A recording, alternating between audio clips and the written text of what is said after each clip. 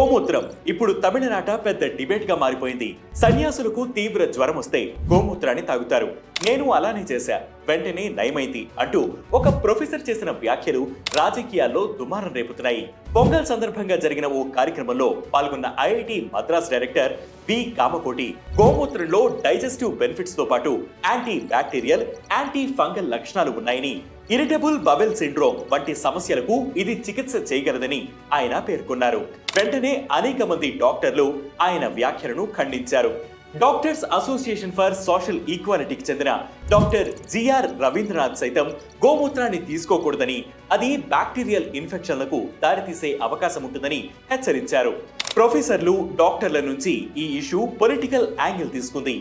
DMK leader టికేఎస్ Elangovan దేశంలో education system ను నాశనం చేయడానికి కేంద్ర ప్రభుత్వం ప్రయత్నిస్తోందని ఆరోపిస్తూ ఐఐటి డైరెక్టర్ వ్యాఖ్యలను ఖండించారు. కాంగ్రెస్ పార్టీకి చెందిన కార్తీ చిదంబరం కూడా నకిలీ శాస్త్రాన్ని ప్రజలపై రుద్దుతున్నారని ఆరోపించారు. కామకోటి తన వాదనలకు ఆధారాలు అందించకపోయినా, క్షమాపణలు చెప్పకపోయినా నిరసనలు చేపడతానని తమ్తై పెరియార్ ద్రవిడర్ కజగం నాయకుడు కె రామకృష్ణన్ హెచ్చరించారు. మరోవైపు Tamil Nadu BJP chief K Annamalai Kamakoti వాదనను సమర్థిస్తూ అనవసరంగా ఈ అంశాన్ని రాజకీయం చేస్తున్నారని ఆరోపించారు. తన వ్యక్తిగత అభిప్రాయాలను వ్యక్తం చేసే హక్కు ఐఐటి డైరెక్టర్ కు ఉందని, అందరూ ఖచ్చితంగా గోమూత్రం తీసుకోవాలని ఆయన చెప్పలేదని అన్నారు.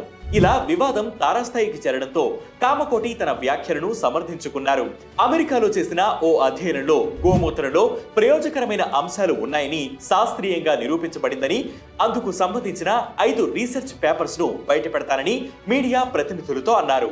నిజానికి ఆయుర్వేదంలో చాలా కాలంగా గోమూత్రాన్ని ఉపయోగిస్తున్నారు.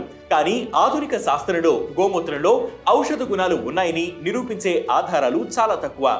గోమూత్రం లేదా వేరే ఇతర జీవి మూత్రమైన క్యాన్సర్ చికిత్సలో లేదా నివారించడంలో ఉపయోగపడుతుందని చెప్పడానికి ఏ ఆధారం లేదని మాయా క్లినిక్ కు చెందిన డాక్టర్ డొనాల్డ్ హెన్స్రూడ్ 2014లోనే స్పష్టం చేశారు.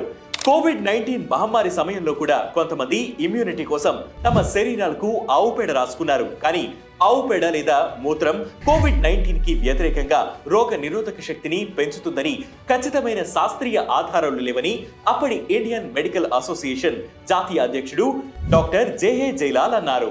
అయితే కొంతమంది పరిశోధకులు మాత్రం గోమూత్రం ప్రయోజకరంగా ఉందని పేర్కొన్నారు. కానీ ఏ రకమైన గోమూత్రాన్ని ఉపయోగిస్తున్నారు అనేది ముఖ్యమైనదని ఆయన అన్నారు. గోమూత్రంలో నైట్రోజన్, ఫాస్ఫరస్, పొటాషియంతో పాటు అన్ఐడెంటిఫైడ్ గ్రోత్ ఫ్యాక్టర్స్ ఉంటాయని, అది వ్యవసాయానికి తప్ప మానవ వినియోగానికి కాదని జంతు శాస్త్రాల రిటైర్డ్ ప్రొఫెసర్ డాక్టర్ బిఎల్ చిదానంద అన్నారు. ఇది ఇవాల్టి ట్రెండింగ్ ఎక్స్ప్లెయినర్. దీనిపై మీ అభిప్రాయాన్ని కింద కామెంట్ సెక్షన్ లో మెన్షన్ చేయండి. ఇలాంటి ట్రెండింగ్ ఎక్స్ప్లెయినర్స్ ఎప్పటికప్పుడు తెలుసుకునేందుకు వెంటనే వేటి న్యూస్ యాప్ ని డౌన్లోడ్ చేసుకోండి. వేటి న్యూస్ తెలుగు యూట్యూబ్ ఛానల్ ని సబ్స్క్రైబ్ చేయండి.